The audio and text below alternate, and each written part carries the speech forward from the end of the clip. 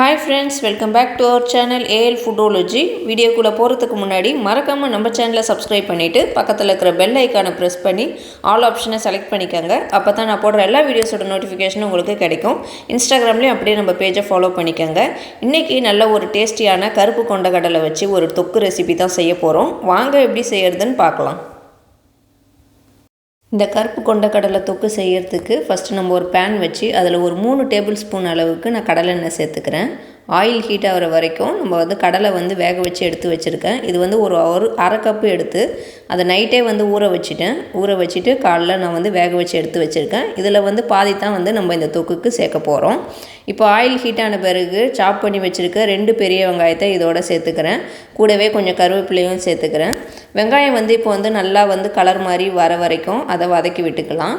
வெங்காயம் நல்லா சுருண்டு வரணும். அது வரைக்கும் நல்லா இதை நம்ம வதக்கி விட்டுக்கலாம். வதக்கிறப்ப அதில் இருக்கிற பச்சை ஸ்மெல்லும் போயிடும். இன்னும் கொஞ்சம் நல்லா வதங்குற வரைக்கும் அதை நல்லா வதக்கி விட்டுக்குவோம். இது வதங்கிட்டு இருக்கிறப்பவே நான் 2 டேபிள் ஸ்பூன் இஞ்சி பூண்டு பேஸ்ட்டையும் இதோட சேர்த்துருக்குறேன். இஞ்சி பூண்டு பேஸ்ட்டு இன்றைக்கி நான் இடித்து தான் சேர்த்துருக்குறேன் ஃப்ரெஷ்ஷாக. அதோட பச்சை ஸ்மெல் போகிற வரைக்கும் இஞ்சி பூண்டு பேஸ்ட்டை நல்லா நம்ம வதக்கி விட்டுக்கலாம். வெங்காயத்தோடையே சேர்த்து இதையும் நல்லா நம்ம வதக்கி விட்டுக்குவோம். இது ரெண்டும் நல்லா வதங்கி வரட்டும். இது வதங்கிட்டு இருக்க நேரத்தில் ஒரு மிக்சி ஜாரில் நான் 2 தக்காளி எடுத்து கட் பண்ணி அதை நல்லா பேஸ்ட்டாக அரைச்சிக்கிட்டேன். வெறும் தக்காளி மட்டும்தான் சேர்த்து அரைச்சிருக்கேன். அந்த பேஸ்ட்டை இப்போ இதோட சேர்த்துக்கலாம். தக்காளி பேஸ்ட்டை சேர்த்துட்டு அதை நல்லா கலர் மாதிரி வர வரைக்கும் ஒரு நிமிஷம் வரைக்கும் நல்லா அதை நல்லா வதக்கி விட்டுக்கலாம். தக்காளி நல்லா கலர் மாதிரி வரும். அது வரைக்கும் நம்ம நல்லா வதக்கி விட்டுக்குவோம். அதில் இருக்கிற அந்த ரா ஸ்மெல்லும் அப்படியே போயிடும். இது மாதிரி தக்காளி கலர் மாதிரி வர சமயத்தில் நான் காய் சேர்த்துக்கிறேன். கத்திரிக்காய் 2 கத்திரிக்காய் எடுத்து ஸ்லைஸ் பண்ணி வச்சுருக்கேன். அதை சேர்த்துக்கிறேன். கொஞ்சம் முருங்கைக்காய் சேர்த்துருக்கேன். இது ஒரு பெரிய முருங்கைக்காயில் ஒரு 1/2 முருங்கைக்காய் எடுத்துருக்கேன். இது கூட ஒரு அரை டீஸ்பூன் அளவுக்கு மஞ்சள் தூள் சேர்த்துக்கிறேன். இப்போ கத்திரிக்காயையும் முருங்கைக்காயையும் சேர்த்துட்டு நல்லா அதை வதக்கி விட்டுக்கலாம். இப்படி வதக்கிறப்போ காய் ரெண்டுமே நல்லா எண்ணெயிலேயே கொஞ்சம் வதங்கிடும். இப்போ இதை நல்லா நம்ம வதக்கி விட்டுக்குவோம். ஏற்கனவே நம்ம சேனலில் கத்திரிக்காய் ஃப்ரை ரெசிபி நான் வீடியோ போட்டிருக்கிறேன். வீடியோ பார்க்காதவங்களுக்காக ஐகார்டில் லிங்க் கொடுக்குறேன், செக் பண்ணி பாருங்கள். இப்போ இதை நல்லா நம்ம வதக்கி விட்டுக்கலாம். உங்களுக்கு பார்த்தாலே தெரியும் கத்திரிக்காய் அப்படியே கலர் மாதிரி வரும். அதிலே நம்ம வதக்கிறதுலே அது கொஞ்சம் வெந்துடும். இப்போ மசாலா சேர்த்துக்கலாம். 1 டீஸ்பூன் அளவுக்கு தனியாத்தூள் சேர்த்துக்கிறேன். 1 டேபிள் ஸ்பூன் அளவுக்கு தனி மிளகாய் தூள் சேர்த்துக்கிறேன். 1 டேபிள் ஸ்பூன் அளவுக்கு நான் சாம்பார் பவுடர் சேர்த்துக்கிறேன். 1 டீஸ்பூன் அளவுக்கு கரம் மசாலா பவுடர் சேர்த்துக்கலாம். இந்த மசாலா பவுடர்லாம் சேர்த்துட்டு அதையும் நம்ம இதோட வதக்கி விட்டுக்குவோம். அதோட பச்சை ஸ்மெல் போகிற வரைக்கும்.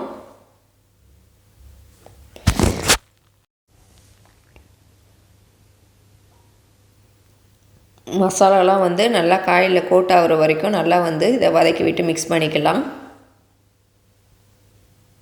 இது கூட ஒரு 2 டேபிள் ஸ்பூன் அளவுக்கு நான் தயிர் சேர்த்துக்கிறேன். தயிர் சேர்த்துட்டு அதே இதோட நம்ம மிக்ஸ் பண்ணிக்கலாம் காயோட. தயிர் ரொம்ப புளிப்பு இல்லாத தயிராக பார்த்து எடுத்துக்கோங்க. இதை இப்போ நல்லா காயோட மிக்ஸ் பண்ணிவிட்டு நான் வேக வச்சு எடுத்து வச்சுருக்கிற கருப்பு கொண்டக்கடலையை இதோட சேர்த்துக்கிறேன். கடலையை சேர்த்துட்டு எல்லாத்தையும் ஒன்றா நல்லா நம்ம கலந்து விட்டுக்கலாம். காயோட இந்த காய் மசாலாவோட கடலையை நல்லா நம்ம மிக்ஸ் பண்ணிக்கலாம்.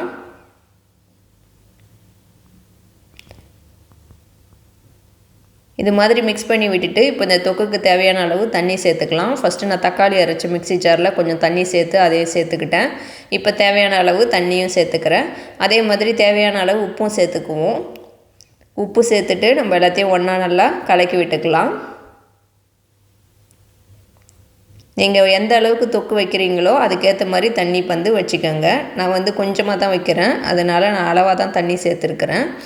இப்போ எல்லாத்தையும் ஒன்றா மிக்ஸ் பண்ணி விட்டுட்டோம். இப்போ நம்ம இது ஒரு லிடு போட்டு மூடி வச்சுக்கலாம். இது ஒரு 1/4 மணி நேரத்துலேருந்து 20 நிமிஷம் வரைக்கும் நல்லா கொதித்து வரட்டும் ரெடியாகி. அதுக்கப்புறம் இதை நம்ம ஓப்பன் பண்ணி பார்ப்போம். இப்போ நான் ஓப்பன் பண்ணி காட்டுறேன் பாருங்கள். இதை நான் ஒரு 20 நிமிஷத்துக்கு அப்புறம் ஓப்பன் பண்ணியிருக்கேன். இப்போ இதை லைட்டாக நம்ம மிக்ஸ் பண்ணி விட்டுக்கலாம். உங்களுக்கு பார்த்தாலே தெரியும் காயெலாம் நல்லா வெந்திருக்கு பாருங்கள். தொக்கு இந்த கன்சிஸ்டன்சியில் இருந்தால் எனக்கு போதும். ஏன்னா இன்னும் கொஞ்சம் நல்லா ஆறி வரப்போ அது திக்காயிடும். கத்திரிக்காயெலாம் நல்லா வெந்திருக்குது. நான் இந்த ஸ்டேஜில் ஸ்டவ் ஆஃப் பண்ணிக்கிறேன். நான் கட் பண்ணி வச்சுருக்கிற கொத்தமல்லி இலையை லாஸ்ட்டாக சேர்த்துக்கிறேன். கொத்தமல்லி இலை சேர்த்துட்டு எல்லாத்தையும் ஒன்றா நல்லா நம்ம கலந்து விட்டுக்கலாம். நம்மளோட கருப்பு கொண்டக்கடலை தொக்கு வந்து சூப்பராக வந்து ரெடி ஆகிடுச்சு. இது வந்து இன்னும் சூடு ஆற ஆற நல்லா திக்காகிடும். இது வந்து இட்லி, தோசை, சப்பாத்தி அதுக்கெலாம் வந்து நல்ல பெஸ்ட்டு காம்பினேஷனாக இருக்கும். பாருங்கள் நல்லா திக்காகிடுச்சு பாருங்கள் தொக்கா. சப்பாத்திக்கெலாம் வந்து சூப்பராக இருக்கும் இது. அதே மாதிரி சைட் டிஷ்ஷாக வந்து சாம்பார் சாதம், தயிர் சாதத்துக்கெல்லாம் வேறு லெவலாக இருக்கும். கண்டிப்பாக வந்து நீங்களும் வந்து ட்ரை பண்ணி பார்த்துட்டு எப்படி இருந்துச்சுன்னு கீழே கமெண்ட்டில் சொல்லுங்கள். இது வந்து நீங்கள் வெள்ளை கொண்டக்கடலை கூட நீங்கள் வந்து ட்ரை பண்ணி பார்க்கலாம். அவ்வளோ டேஸ்ட்டாக இருக்கும் சூப்பராக. சீக்கிரமாகவும் இது செஞ்சிடலாம். எல்லாத்துக்குமே வந்து இது சைட் டிஷ்ஷாக வந்து நல்ல டேஸ்டியாக சூப்பராக இருக்கும். கண்டிப்பாக நீங்கள் ட்ரை பண்ணி பாருங்கள். இந்த வீடியோ உங்களுக்கு பிடிச்சிருக்கும்னு நினைக்கிறேன். பிடிச்சிருந்தால் லைக் பண்ணுங்கள். இந்த வீடியோவை உங்கள் ஃப்ரெண்ட்ஸ் அண்ட் ஃபேமிலிஸ்க்கும் ஷேர் பண்ணி விடுங்க. அப்புறம் ஏஎல் ஃபுட்டாலஜி சேனலை சப்ஸ்கிரைப் பண்ணாதவங்க மறக்காமல் சப்ஸ்கிரைப் பண்ணிவிட்டு பக்கத்தில் இருக்கிற பெல் ஐக்கானை ப்ரெஸ் பண்ணிக்கோங்க. தேங்க்யூ ஃபார் வாட்சிங்.